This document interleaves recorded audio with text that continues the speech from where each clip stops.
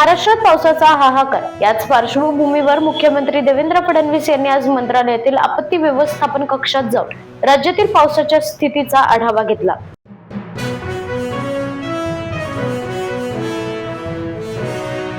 आपत्कालीन परिस्थितीत हेल्पलाईन क्रमांकावर संपर्क करण्याचे मुख्यमंत्र्यांचे आवाहन.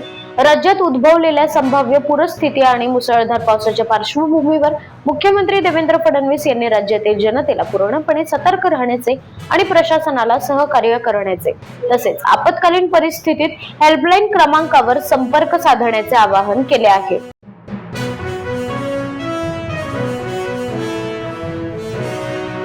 मानखुर्द दुर्घटनेतील मृतांच्या वारसांना राज्य सरकारकडून प्रत्येकी 5 लाखांची आर्थिक मदत जाहीर.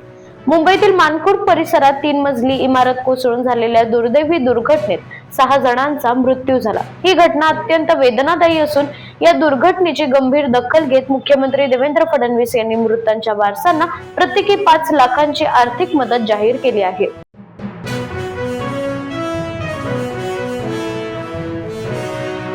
महाराष्ट्र राज्य विद्यार्थी कृती समितीच्या वतीने छत्रपती संभाजीनगरमध्ये एमपीएससी कडून होणारी ऑनलाईन परीक्षा पद्धत रद्द करून पुन्हा पूर्वीप्रमाणे ऑफलाईन परीक्षा घेण्यात यावी यासह विद्यार्थ्यांच्या विविध मागण्यांसाठी आयोजित केलेल्या आंदोलनाला आमदार रोहित पवार यांनी उपस्थित राहून संबोधित केलं आणि त्यांच्या या आंदोलनाला पाठिंबा दिला.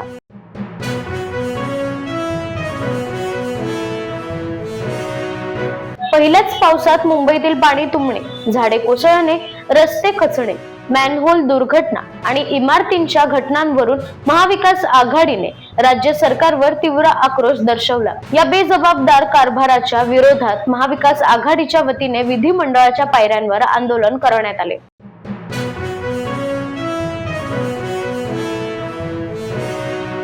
मिसिंग लिंक बंद, महामार्ग बंद, मुंबई गोवा महामार्ग ठप्प. हजारो कोटींच्या जाहिरातींमध्ये दिसणारा विकास पावसाच्या 4 सरीही सहन करू शकत नसेल तर तो विकास नाही, जनतेच्या पैशांची उधळपट्टी आहे. हर्षवर्धन सपकाळ यांची टीका.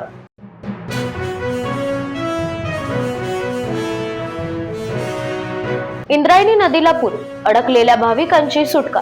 इंद्रायणी नदीला आलेल्या पुरामुळे आळंदी शहरातील विविध भागात अडकलेल्या भाविकांची प्रशासनाने युद्ध पातळीवर सुटका केली आहे. आळंदी नगर परिषद, आपत्ती व्यवस्थापन यंत्रणा, पोलीस प्रशासन, अग्निशमन दल, NDRF आणि इतर संबंधित विभागांच्या संयुक्त प्रयत्नातून एकूण 408 भाविकांना सुरक्षित स्थळी हलविण्यात आले.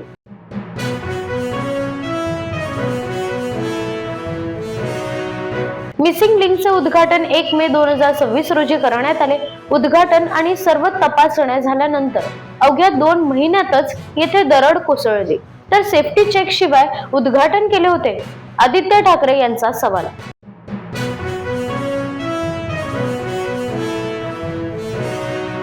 दरड कोसळणे ही नैसर्गिक आपत्ती असली तरी मिसिंग लिंक वरील वारंवार होणारे खड्डे, दरडी कोसळण्याच्या घटना आणि प्रवाशांच्या सुरक्षेचे प्रश्न गांभीर्याने घेऊन राज्य सरकारने प्रभावी उपाययोजना करणे आवश्यक आहे.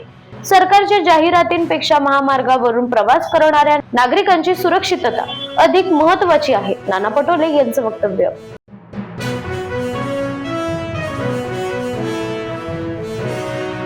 रस्ता कोसळत नाही, कोसळतोय तो जनतेचा सरकारवरील विश्वास. करदात्यांचे हजारो कोटी रुपये खर्च करून जर अशीच निकृष्ट कामं करायची असतील तर उद्घाटनाच्या फिती कापण्यापेक्षा भ्रष्ट अधिकारी, ठेकेदार आणि त्यांना पाठीशी घालणाऱ्यांच्या हातात बेड्या घाला. अंजली दमानिया यांचं ट्विट.